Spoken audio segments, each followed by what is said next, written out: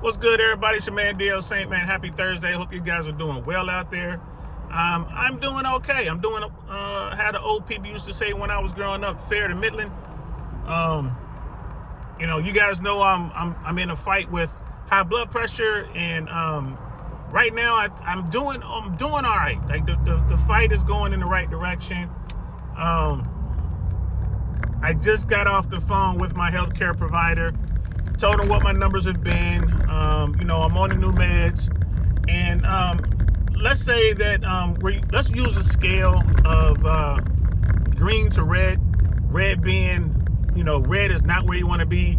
Green is where you want to be, and yellow's in the middle. So it's like green, yellow, red. I am in the yellow right now. I am in the yellow, and I'm getting close to the green, which is good. For those who don't know, I had a scare with high blood pressure. My blood pressure got so high, I had to go to the emergency room a couple times. We got to get my numbers down, or it's going to be over for me. So we're working on that, and it's going in the right direction. So I'm glad I can report that to you guys. But that's not why I'm here today. I want to talk about this FAA slowdown, I guess we can call it. For those who don't know, I'm a retired air traffic controller. I was with the FAA for over 20 years. I began my career as an air traffic controller in the United States Army. I was a tactical air traffic controller. I was a paratrooper. So what I did in the Army is way different than what I did for the FAA, but it's still the same job. The FAA didn't need killers to jump out of airplanes and do that stuff. They just needed people to control airplanes. So I was happy to get that job. Great career. But nowadays, not so much. So you guys know we're in this government shutdown, and Secretary Duffy and the FAA announced that they're going to reduce air traffic services by 10% at 40 major airports. And when that message came out, when that news conference broke or whatever, I was sitting with some buddies, and they were like, what airports are going to be affected? I'm like, I can name 10 right now. And I did. I named 10 airports, and sure enough, all 10 are on there. So I think what's going on here is the FAA understands the situation that they're in, and the Department of Transportation is slowly getting up to speed on how bad this government shutdown is. You're asking air traffic controllers to come to work, and you're not paying them. And it's been a month. So there's been a partial pay period that's been missed, a full pay period that's been missed, and we're about to have another full pay period where controllers aren't getting paid at all, zero money. Now, controllers can't get to work if they don't make any money. Most controllers, especially in high cost of living areas, they commute quite far distances to get to work. And bottom line, you need gas. If anything, you got to have gas to commute, right? You need gas money. So air traffic controllers aren't getting paid any money. So what are they doing? More than likely, they're just running up credit. They're running up debt if they have it. A lot of controllers have gone out and started working, doing like gig economy stuff, working for Uber, working for DoorDash.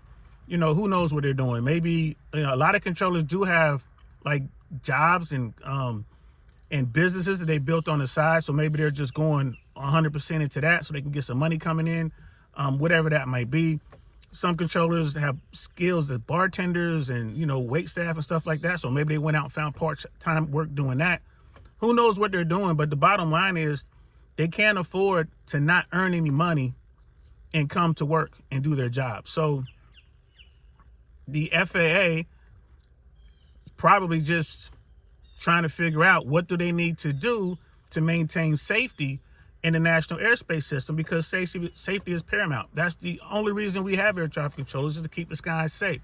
So I guess they decided that they're going to have to reduce services by 10% at 40 major airports. So how is that going to affect you? Well, it's going to be difficult possibly to get certain flights. And I'll give you an example. Let's say that you're in LA and you normally travel to Miami, and let's say during any given day there are 6 flights to Miami departing from LAX. We're just making these numbers up, guys. I have no idea how many flights are available. And keep in mind, I've been retired for 5 years. But let's say that there are normally 6 flights from LAX to Miami. So with this reduction, the airlines might not be able to get 6 flights from LA to Miami. Instead, they may be able to get 2. So what would the airlines do? Instead of using 737s or airplanes of a similar size, they're going to go to a bigger airplane, probably a 767, maybe a 777, a 777. You know, the biggest airplanes that they can, they're probably going to go to that. And at least they can still get roughly the same amount of customers on board those flights. Those flights will be full and they'll still be making money because they're going to need to cover the expense of gas and all that, because you need more fuel because you have a bigger airplane. So that means instead of having, 6 choices of flights, like some early morning, maybe mid-morning, late morning, mid-afternoon, evening, and then overnight, something like, instead of having those flights, it's probably only going to be 2 choices. It'll probably be somewhere like early afternoon and then like mid-evening or something like that. So you have just those 2 choices. If you want to go to that destination, you're going to have to pick these 2 times. I think it's going to be something like that. Will there be more delays? Yes, simply because the FAA is going to reduce services by 10%. That doesn't mean necessarily that that's going to reduce the workload for air traffic controllers. And the big thing is they're not going to know, like FAA is not going to know who's going to show up on any given day until that day gets there. Controllers don't know if they can make it to work or not. Like, man, I don't have enough money to get here.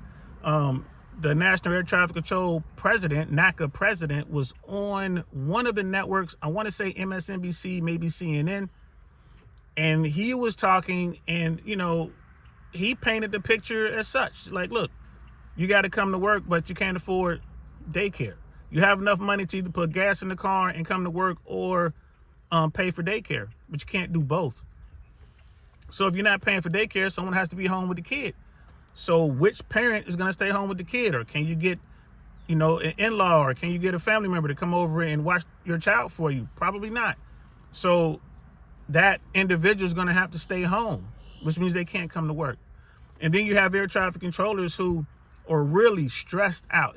Being an air traffic controller is a tough gig. It is a very stressful job, I'm here to tell you. But when you add this to it, this could be the straw that breaks the camel's back. So now you can't sleep. You're not eating properly. You're getting migraines because you're stressed out. Like, your muscles are aching, and you're unfit for duty. Right? If you're incapacitated for duty, then by law, you can't come to work. You have to tell your boss what's going on with you. I couldn't sleep last night. I have a splitting headache. I'm having symptoms of something, like I'm having a nervous breakdown, or I'm whatever the case may be. You're incapacitated for duty. You can't come legally. They can't make you. Could you imagine if some controller told his boss that, hey, I'm not able to sleep, I've been drinking, I'm stressed out, I can't come to work. And they're like, no, you're going to come to work anyway. They put you to work, you're sitting there working, and something happens with airplanes. Hey, bro, people are going to prison for that, right? And not the controller. The controller did their job. I told you I'm incapacitated for duty. You told me to come here, and you put me in this situation, and people got hurt. I'm not going to jail. Y'all going to jail. So this whole thing with the government shutdown, maybe the administration, maybe Donald Trump thought, I'll just be a strong man and I'll make them go to work. You can't do that with air traffic control, guys. You can't do it. So I believe this is just the government making an attempt to get in front of this thing. The FAA knows more controllers are going to stop coming to work. If another pay period comes, and one is on the way, a second pay period comes, and these controllers don't get paid, I mean, you're going to start seeing massive numbers of air traffic controllers not coming to work. Not because they're making a financial, political statement. It's because financially they can't afford to get there. So I think that this slowdown is a way for the FAA to get ahead of this.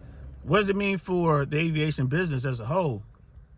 Well, it means that they're going to lose money, right? They're going to lose money. People are going to, Like, we got the holiday season coming up. People are now, starting to look at their flights and they want to buy their tickets. I'm pretty sure the prices of tickets are kind of going all over the place. We don't know what it's going to cost to fly from Tampa to Cincinnati, or to fly from Atlanta to Salt Lake. We don't know. And the air carriers, they don't know. And this 10% reduction in service is the first step. If this thing goes on another 2 weeks, guaranteed that 10% number is going to go up. Maybe it goes up to 15 or 20%, 25% reduction in service. And what does that mean? Then the FAA will issue slots to the air carriers. So it's like, look, we don't care what you do with these slots. We don't care where your airplane goes, but you're only going to get this many slots to take off, and you have to take off at this time. If you don't take off at this time, your slot goes to somebody else. And that's going to be crazy. Because now the airlines are going to have to figure out, okay, well, what are we going to do? Where are we going to fly?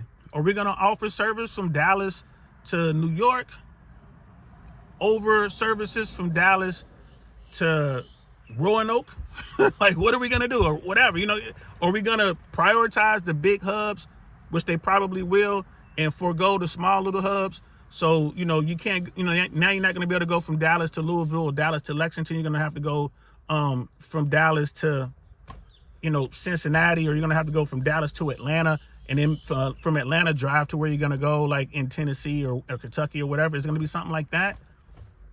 Who knows? And what will that do to the economy, the aviation sector? I don't know. Eventually, what's going to happen is the airspace system will just grind to a halt. If this thing goes, because again, I will be shocked if it goes past the 7th. I'm still holding on to that. I'm like, the 7th, they're going to come up with a solution. But if this thing goes until December, I would say by the first week of December, the national airspace system will basically grind to a halt. Now, what the FAA is doing with these major airports, fine, that's what they're going to do, but that is good for controlling the traffic with commercial airlines and with like those air carriers, and with the cargo air carriers, like the big companies. But the small guy, the private jets and the smaller airplanes, this isn't gonna force them to stop flying or reduce their uses of the service. In fact, the small guy, the guys with the private jets and the guys with the fast little airplanes, they're going to move to the general aviation airports. They're going to go to the Van Nuys's, the Camarillos, the Teterboroughs, the Fort Lauderdale execs. They're going to start going to those airports. And it's going to shift the workload from the major airports to the smaller but busy general aviation airports. And once that happens, this is when you might start seeing some issues and more close calls, because the FAA never thinks about the general aviation world. They're always thinking about the air carriers, right? Even though the controllers are telling them, like, hey, if you're going to reduce services by 10% at the major airports, that's probably going to increase services by 20 or 30% at the smaller general aviation airports, because all those private jets are going to go to those small airports, right? Instead of flying into LaGuardia or trying to fly into Newark, they're going to fly into Teterboro, right? Instead of trying to fly into LAX, right, they're going to try to fly into Burbank or Van Nuys, right? Same thing down in Florida, so, instead of trying to go like into Miami or Fort Lauderdale, they're going to fly into Fort Lauderdale exec or Tamiami. Same thing with Georgia. Instead of going into Atlanta, they're going to go into Peachtree, DeKalb. And the controllers at the small facilities, their staffing issues are bigger than the controllers at the large facilities. So what the FAA is doing by trying to reduce services, at the major airports, they may be creating an issue at the smaller general aviation airports, right? And they may not realize this. Maybe someone told them. Maybe they're having that discussion. Maybe they didn't advertise it, but maybe they have a plan to reduce services at the GA airports as well. But I can see an issue where you have, the 1%ers, they're flying their own jets. Yeah, they have small jets like Citations and Honda jets like that, but they have big jets too, like 757s, 747s. There are a lot of rich people with these big airplanes, and they can go take these airplanes anywhere. And when you reduce services at the big airports, the big airplanes can still go out and just fly in general aviation. We have a very free airspace system. The rules are still the rules. It doesn't matter what type of airplane you're flying. And I'll give you an example. One day at Van Nuys, we were working, it was very, very busy. It was it was like a Super Bowl or something like that going on. I think the Super Bowl was in Arizona. And on the days like that, there's all kind of flow and restrictions. Like, we don't let airplanes just go when they want. They have to go at a certain time, right? Because I was just telling you about these slots and all that. This is something the FAA does every single year. So the pilot who's sitting there with the billionaire in his ear saying, man, I want to go. And the pilot was like, look, boss, we can go. We just can't go to Scottsdale right now. We can go to another airport. We can't go to Sky Harbor. We can't go to Phoenix, but we can fly into Scottsdale. It's like, really? Like, yes. Well, can we get out of Van Nuys? Hey, they won't let us go right now on our IFR clearance. So, and IFR is like, the instruments. But it's a beautiful day. The weather is perfect from California all the way through Arizona. Pilot's like, look, I can get us in the, hey, look here, boss, I can get us in the sky. I can fly us there. We just won't be able to talk to the radar guys. And the billionaire's like, all right, I don't care. I just want to get out. I just want to leave. Okay, fine. The pilot then will tell the air traffic controllers that, hey, man, we're going to squawk VFR. We're going to squawk 1200 VFR, which means we don't want any help. We know we're on our own. If we can get help later, we will. And the pilot is savvy enough to understand the system. He knows all he has to do is get out of California. Once he's in Nevada, he'll be able to talk to the en route guys. He'll be able to talk to the center. So he's going to cut out the need for the tower. He's going to cut out the need for the TRACON. He's going to fly VFR, just out there flying around like you can in America. And then when he gets to a certain point, he's going to talk to the center. And they would do that all the time. So now you got 737s and Airbuses, these big old airplanes, just taking off and flying. And I had a guy say, hey, man, I'm tired of waiting. I think this guy was going to go to Vegas. He's like, hey, man, I'm tired of waiting. And he's like, I'm just going to fly to Vegas VFR. This guy was going to go all the way to Vegas in his jet, and he wasn't going to talk to anybody. It was like a 737. There's nothing you can do as a controller. Roger, clear him for takeoff. He takes off. He flies the way he wants to fly.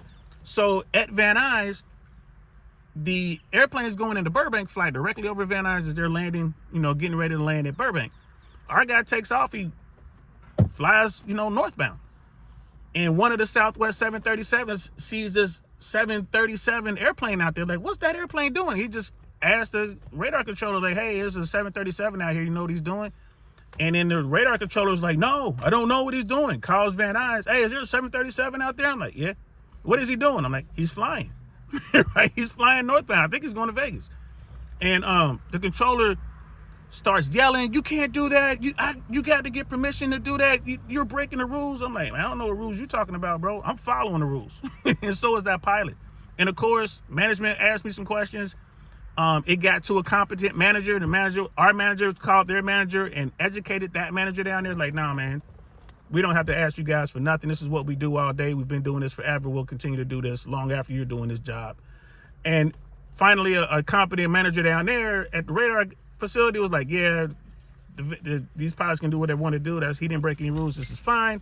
But the radar controller was just, but it was a big airplane. I need to know about all the big airplanes that are flying. And they're like, you don't want Van Nuys to tell you about all their big airplanes because they work a lot of big airplanes and it will drive you crazy.